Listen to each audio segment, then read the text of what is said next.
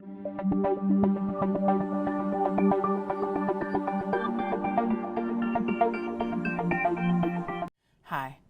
So in this module, there's not very much to say except for the fact that we're going to focus on slope of parallel and perpendicular lines. So I gave you two graphs so that you could see what we're talking about. What does it mean when we have parallel lines? Parallel lines are lines that never intersect, ever, ever, ever. And the reason why they never, ever intersect is because they have the same value for slope.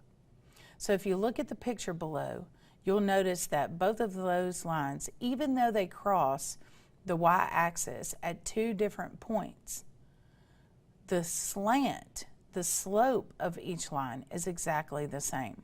If you were to count up and over, their slope would be +2 up, +1 over. So the slope would be 2 over 1. If you look at the line on the left, you'll notice that they don't run parallel. They run what we call as perpendicular. Perpendicular lines are special because they intersect at a 90-degree angle. That 90-degree angle means that they have special slopes. They're not the same. They're not just reciprocals of each other. They are opposite reciprocals of each other. So what does that mean? Opposite reciprocal.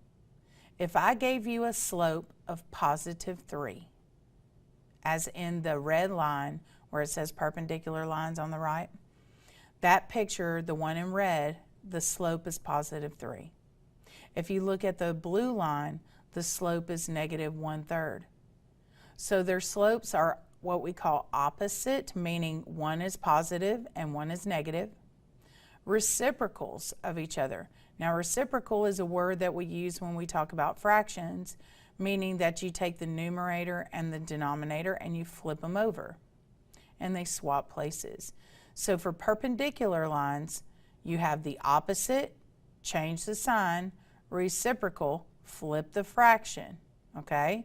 Parallel lines, same numbers, same signs, don't change a thing. Perpendicular, you flip the fraction, reciprocal, and you change the sign, opposite. So that's the vocabulary for slope of perpendicular and parallel lines.